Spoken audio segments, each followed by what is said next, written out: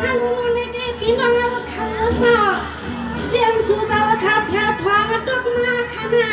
วันกันสักกาผู้วิกุลมีลายขันว่าคำสู่จำได้มากามาไทยได้มาเหล่ลายวันกันเมื่อเรามาตั้งขนา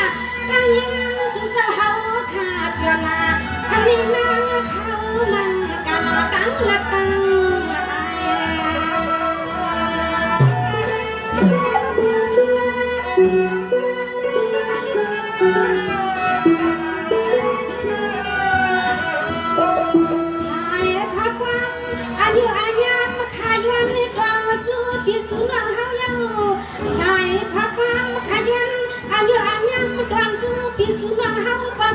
เท่า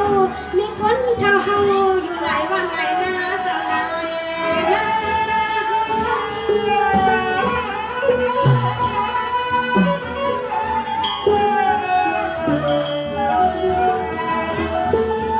ในทุกวันข้าลูกคำในนางใจสู้สอตานังโตข้าพ่อสวามีพ่อสัตย์แห่งการนักใจอาใครที่ในหนัวปีน้องตาก็เสียงนาดอกเลี้ยตุ้ยปาตังคงเจ็บปาตังไม่เสียงลูกฟังเลี้ยงมัวเตียเสียงนานา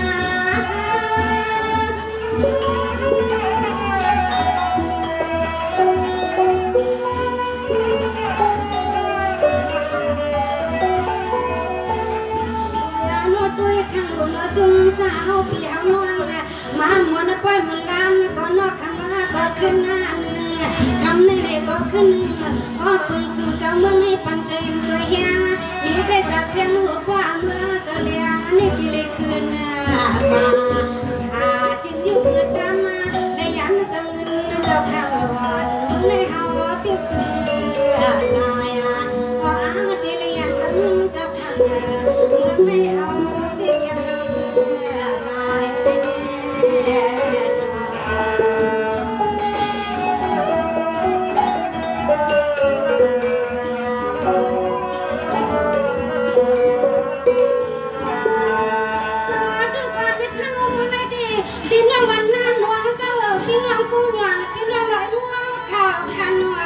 ข้างในเสียมันในพี่น้องตึงวันเอาข่าวเสียมันในพี่น้องวันใหม่เขาข่าวค่ะพี่น้องวันไหนละลายก้อยขนาดบนมาถึงก้อยขึ้นขันเสียงปูมุนก็นานนะคะสู่ผ่านมันปันกอดด้วยพบป้าพี่น้องเขากุดางเลยมาหยอกก็ยุ่งสู้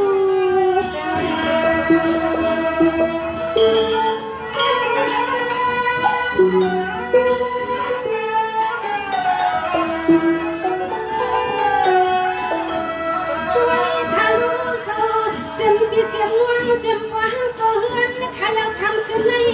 เจ็บก็ยังลิสายก็คิดลินายค่ะก็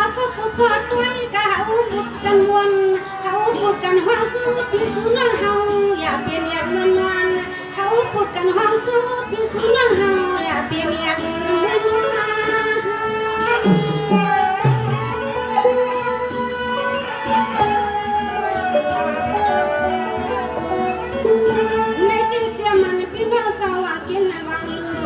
เสื้อสู่เจ้าข้ามาเอาคู่สู่ก็เสียง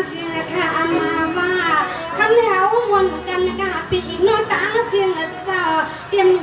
มมาเท่าว่าข้าผิดข้าปังกูเศร้ากูปังอย่าเนียดข้าอย่าปีนายวัง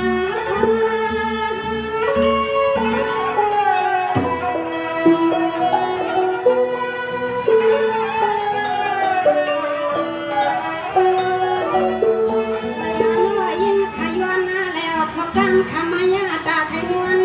คนในปีน้องเฮาค่ะเดียมกวนกุศลกุณาสามาหอมกวางเจ้าตาหน้าเฮาหอมตังลูกผู้สอสวงหันกันสุยานก็วันในสู่เจ้าเฮาขับกว่าเอาลงตั้งลูกผู้สุสามปอเลยเป็น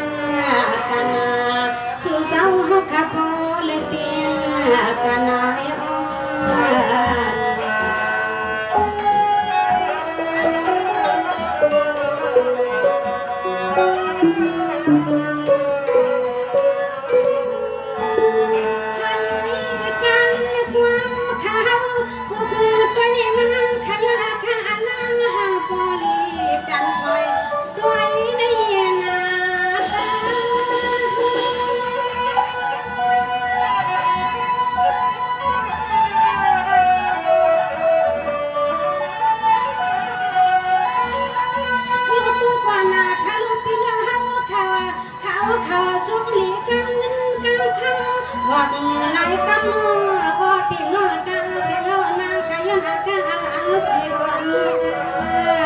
แค่ที่ในก็สิงอนข้าเขาก็ยังเปิงไปว่า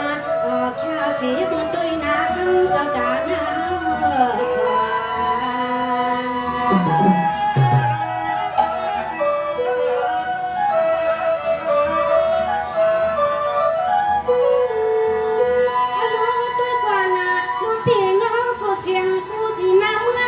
ไปวัดนาตั้งอยู่แค่ดินไปวันรักหัดถึงปล่อย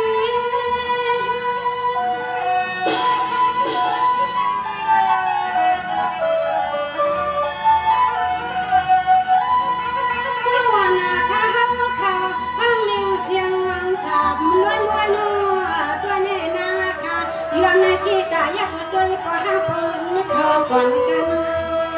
เสียงว่านาค่ะย้อนกีตาอยากโดยพอห้าปืนเขาก่อนกันพอไม่โดยนานังค่ะส่วนไว้มาพอโดยนานังค่ะส่วนไว้มา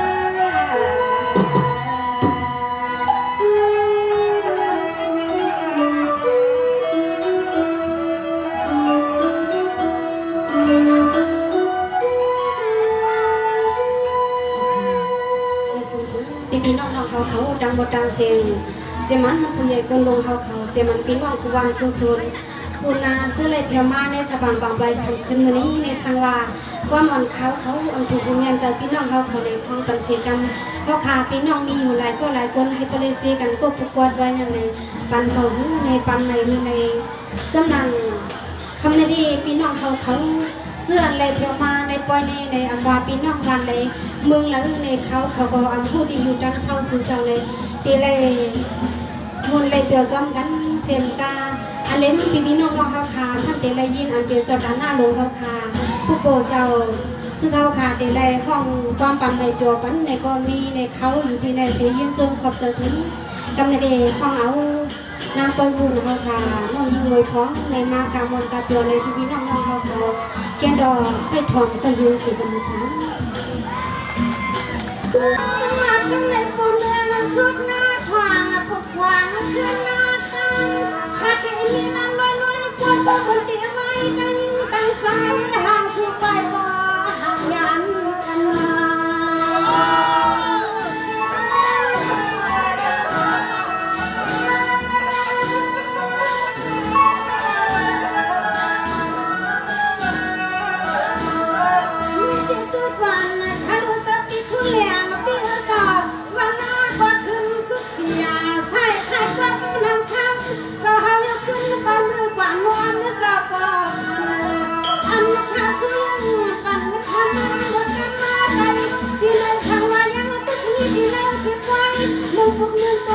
คิดทุนนาแหลมดอนก็เสีย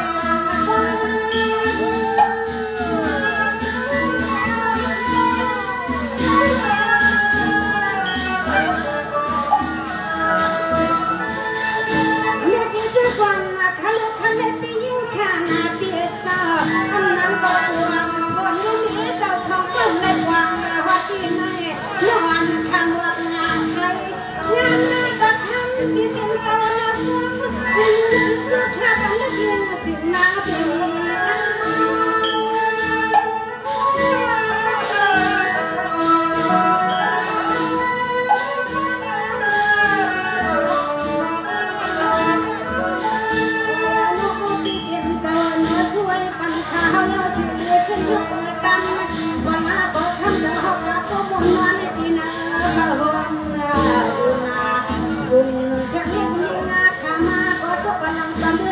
จัง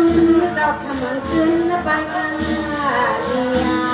จังเจ้าขมันขึ้นไปกันเนี่ยโย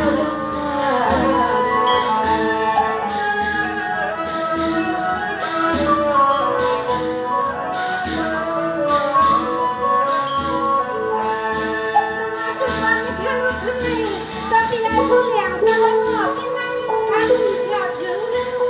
ข้าเปียบนปีห้างข้าวสองปีนั่งใช้เพียงนั่งมวยค่ะข้าที่ห้างกันนั่งไปข้าลูกที่เป็นเจ้าห้างลูกให้เป็นใครมีจือค่ะอันว่า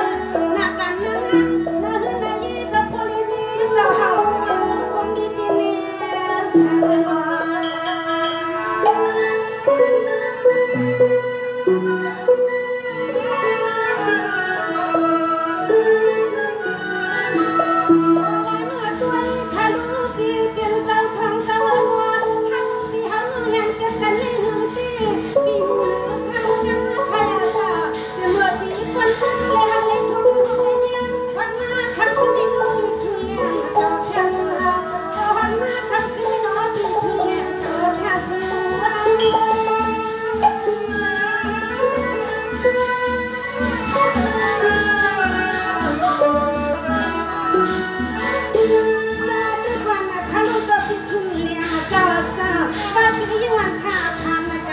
จะหาเทียบที่ท่าหัวโดนเลยจะหาขาดเงินจะคิดถึงมือถึงวันที่หนังว่านาปี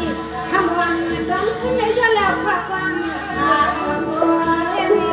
แล้ว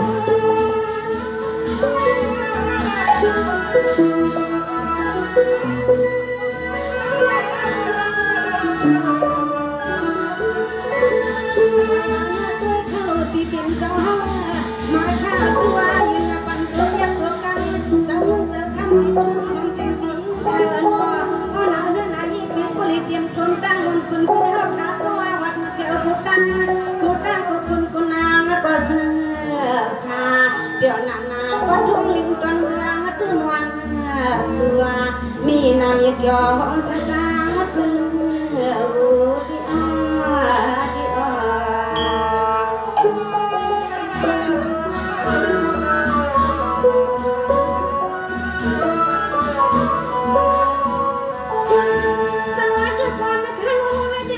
ทุเรียนพี่จ้าพี่เขาเย็นน้ำป่วยเป็นไรปังขนอพี่เขาเย็นน้ำป่วยเป็นไรปีขนอหาลีเดียมมาติเลื่อนตั้งหน้าปีเดียมันจะโผล่เรื่องนี้ใครเปียแค่เลี้ยงตั้งคนว่าก็เคียงขาเขาใครมามันกันลาก็พี่ถุงปีนปีอำวัง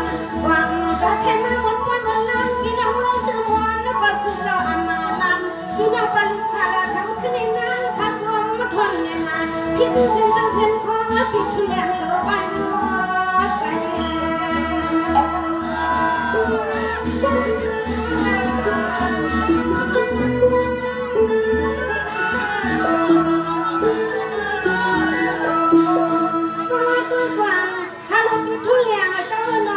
พี่น้องนั้นก็อาข้างกันอันวันเนี่ยเวลาก็ทำให้อามิ่งคนนั้นสร้างเนี่ยอาข้างกันอันวันเนี่ยมาเลยสุดยังมาสุดกันมาก็บริจาคอย่าทิ้งยกกันมาไปยิ่งข้ามาหุ่นกันทุกคนเนี่ยสังวายิ่งบริจาคยิ่งข้าสวมที่สังวามือไปน้อยยังเลยก็ย้อนแล้วข้าฟังมันที่ยาวหูปานย้อนแล้วข้าฟังมันที่ยาวหูปาน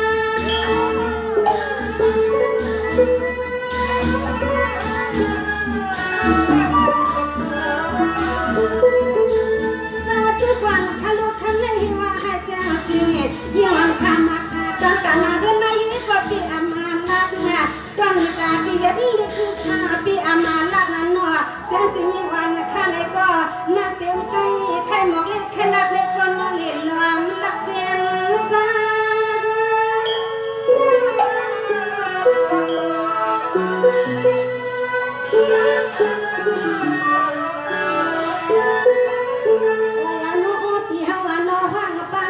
มันหลงควงว่าปีเขาหลักมาว่าห้องป้าแข็งก้อนหลงควงนุ่นละเมื่อควงปีมือบนนอนปีมือว่าควงเกิดเขาแล้วเนี่ยก็ยิ่งกะเดียสำเนียงจนซื้อแค่ส่วนปากมาปันปีเฮือนปีลุงนี้ปีทุเรียนอยู่สำคัญให้ป้าห้องเตรียมที่กินปีเศร้าทุ่งเมืองทุ่งวันน่ะมีเกลือมีสตาร์มาซื้อวังมองไปคุณปีทุเรียนเขาแค่ซื้อห่างเปิดยอมยัง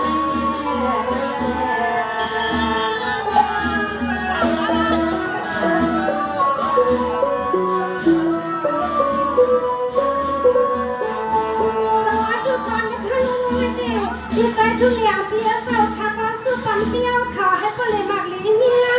น่ะขันนี้นะขันนำนั่งเขาจะว่าขันห้องมันฟังมาบ่อยเปรี้ยวใจรันนั่งสมาธิยิ่งคือคำอยากขอมาตุกมาปัญหาข้าสู้พันมันปัญจว่ามือที่อยู่จังมือที่เหียดแข็งยิ่งเขาสู้มือเฮือนไม่ผิดทุเรียนเขาว่าพ่อนั่นแหละ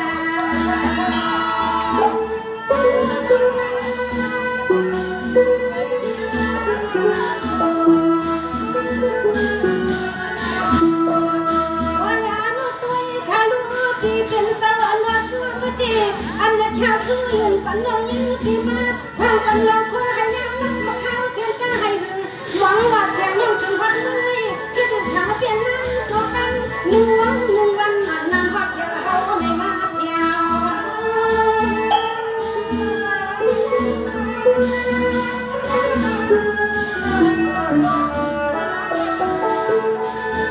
วายานุพี่เปลี่ยนใจ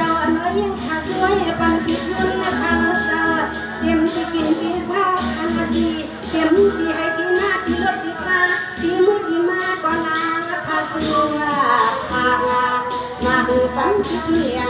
มังวัดฟังลองควงให้ปอดดอกเมืองเจ้าเลี้ยงสายมังวัดฟังลองควงต่อเมืองเจ้าเลี้ยง